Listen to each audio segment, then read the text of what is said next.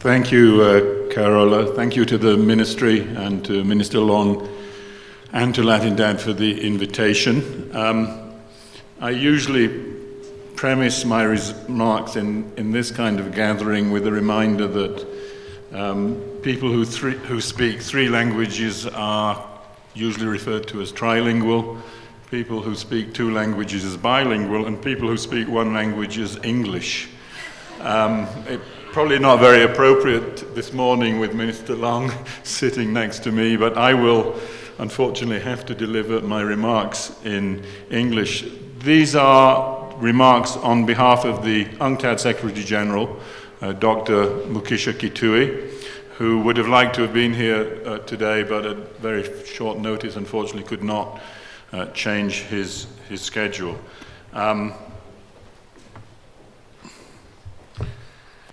It's a great honor for me to make some opening remarks to this international seminar on a topic that goes directly to the heart of UNCTAD's mandate to build a fairer global economy that can ensure prosperity for all. In 2014, President Correa delivered the Raul Prebisch Lecture at UNCTAD, setting out his vision for a more sustainable and inclusive model of development, drawing on the Ecuadorian experience. Key to that vision is the need to strike a healthy balance, buen vivir, between economic progress, social solidarity, and ecological harmony. Yet globalization in its contemporary guise has failed to strike the right balance between people and profits, between the state and the market, and between the national and international dimensions of economic life.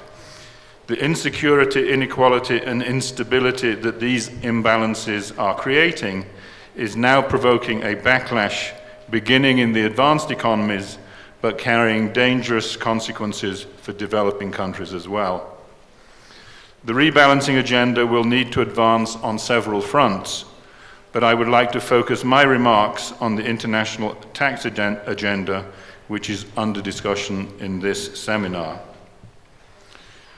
One of the costliest legacies of the most recent period of globalization from the point of view of domestic resource mobilization has been intense tax competition amongst countries, at times pushing them to a race to the bottom in offering incentives to international firms in the form of reduced direct taxation, as well as various subsidies for locating activities.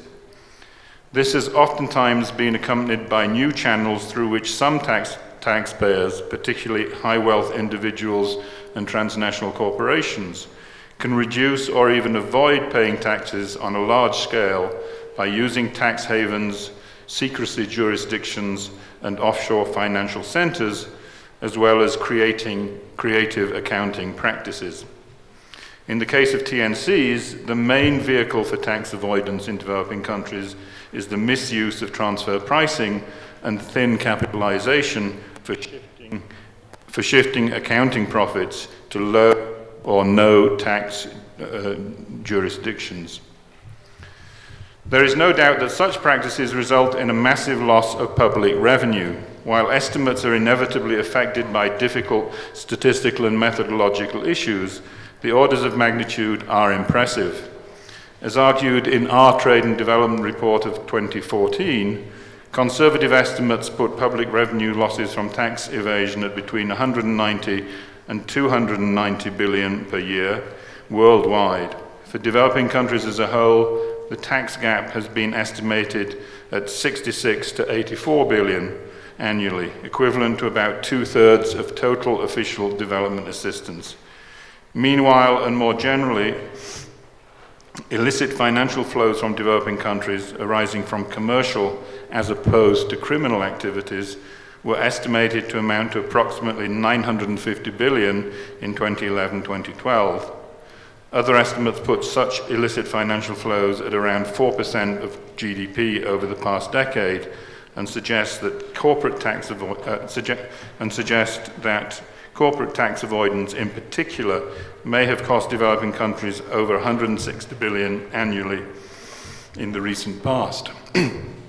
In our World Investment Report 2015, has estimated that revenue losses to developing countries from tax avoidance on foreign investment routed through offshore financial centers amount to a similar order of magnitude, approximately $100 billion per year.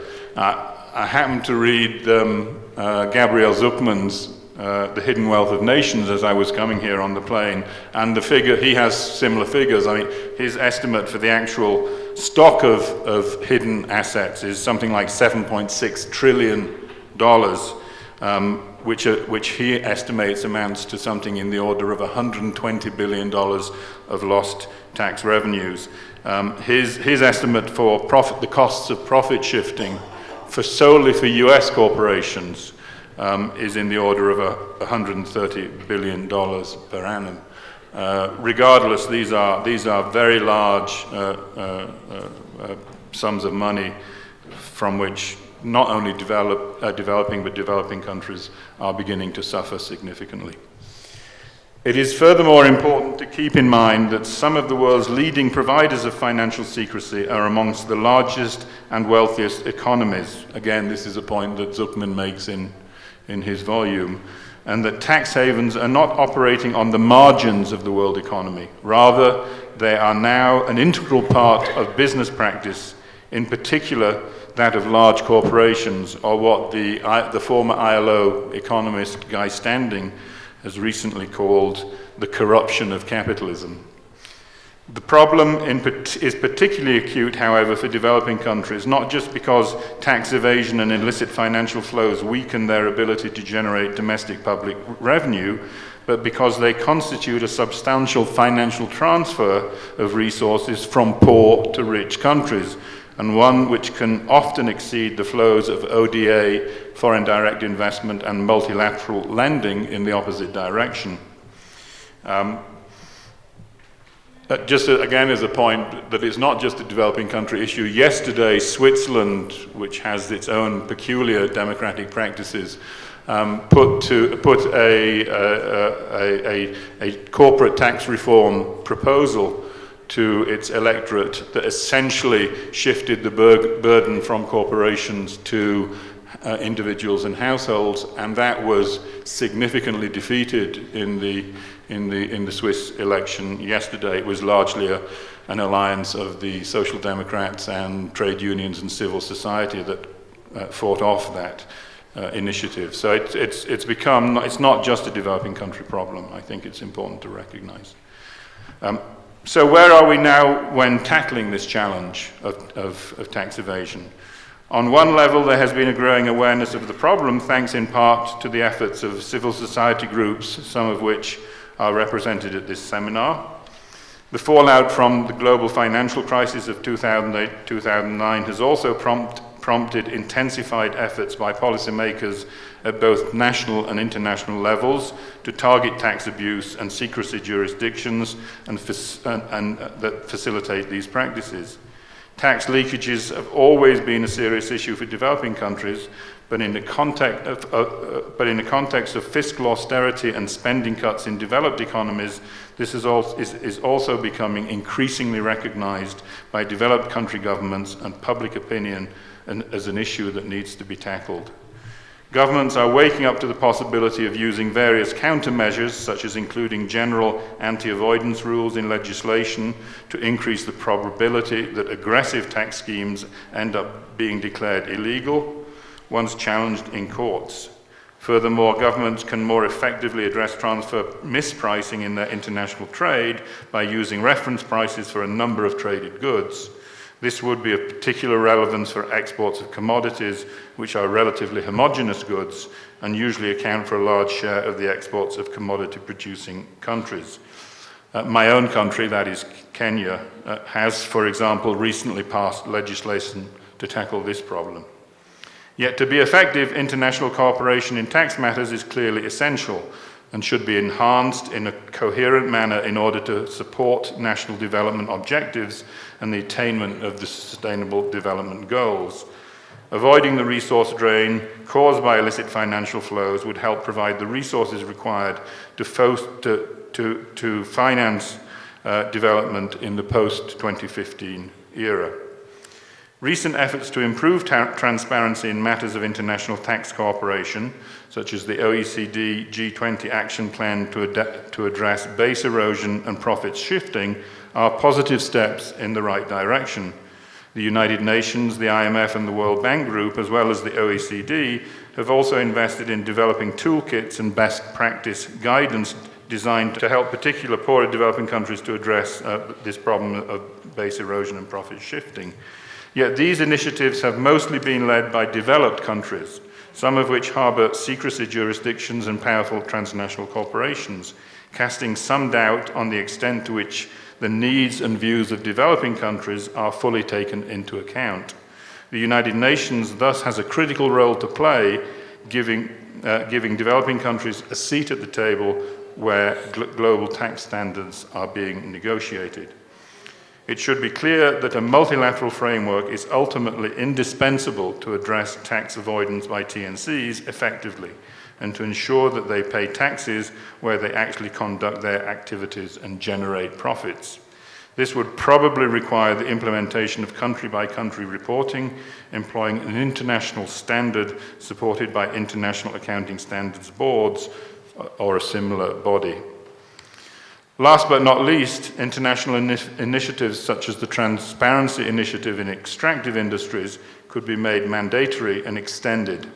They should focus not only on governments, but also on producing firms and commodity trading companies.